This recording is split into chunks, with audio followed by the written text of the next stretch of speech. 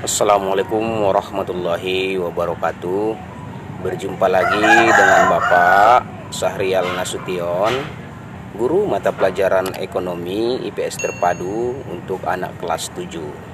Nah, seperti biasa Bapak harapkan semangatnya tetap ada dan terus menjaga protokol kesehatan dari pemerintah. Tetap selalu berhati-hati, menjaga kesehatan, kebugaran, jangan begadang-begadang.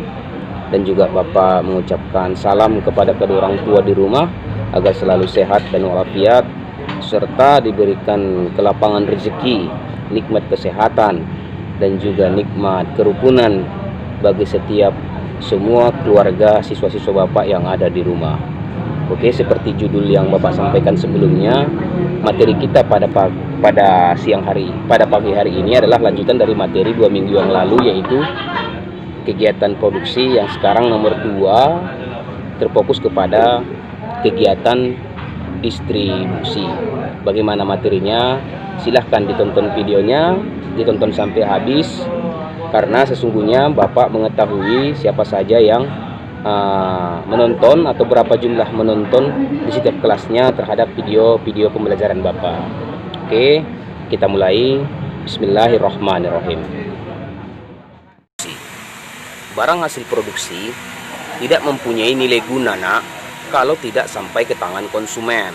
Misalnya, tas yang dihasilkan pabrik tidak akan sampai tas ini ke tangan konsumen kalau tidak ada yang menyalurkan tas ini ke konsumen. Sebagus apapun barang hasil produksi, tidak ada gunanya kalau barang tersebut tidak dapat dinikmati konsumen.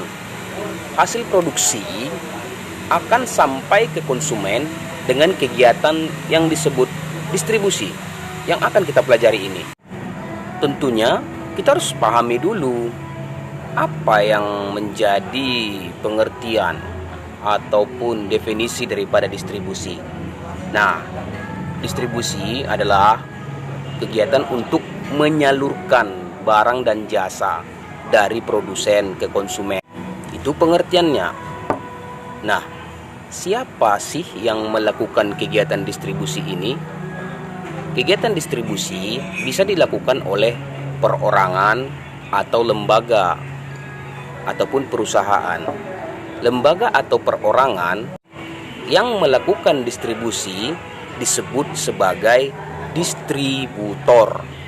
Nah, tujuan distribusi antara lain sebagai berikut. Dengarkan. Yang pertama, menyalurkan barang dari produsen ke konsumen. Yang kedua, agar hasil produksi lebih berguna bagi masyarakat. Yang ketiga, kebutuhan masyarakat akan barang dan jasa akan terpenuhi. Dan yang terakhir adalah agar kontinuitas produksi terjamin.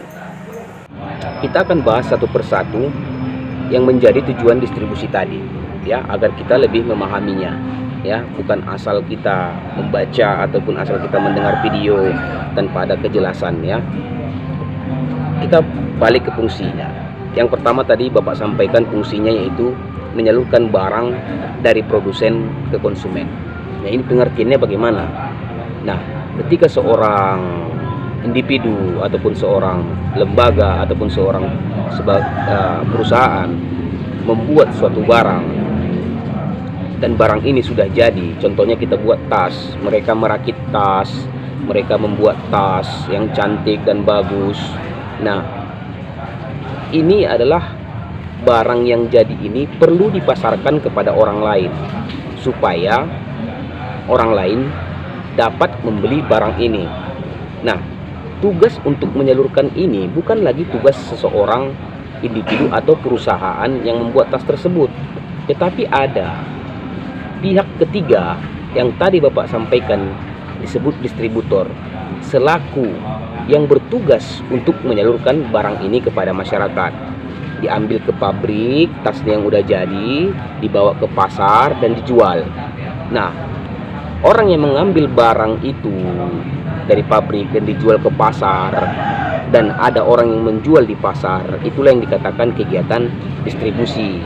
Sedangkan orang yang menjualnya itu, si pedagang, disebut sebagai dengan distributor. Makanya sudah menjadi tugas mereka untuk menyalurkan kepada masyarakat barang-barang yang telah diproduksi atau dibuat oleh orang-orang ataupun lembaga. Tujuan yang kedua yaitu agar hasil produksi lebih berguna bagi masyarakat. Tentunya barang yang sudah diproduksi itu kemungkinan besar bertujuan untuk dijualkan kembali. Nah, apabila tidak dijualkan, maka barang ini tidak akan berguna. Apalagi kita memproduksi barang dalam jumlah yang sangat banyak. Nah, kalau kita tidak salurkan melalui kegiatan distributor, bagaimana barang yang kita produksi itu akan berguna? Karena masyarakat tidak memakainya. Nah, bagaimana caranya agar masyarakat memakainya? Yaitu dengan salah satu caranya yaitu melakukan kegiatan penjualan. Nah, ketika barang ini dijual kepada masyarakat dan masyarakat membelinya dan masyarakat menggunakannya, tentu setelah digunakan dia mempunyai nilai guna. Contoh tadi, Bapak beli tas, Bapak gunakan tasnya sehingga tas itu berguna untuk Bapak, baik itu membawa buku, baik itu membawa baju, baik itu membawa laptop.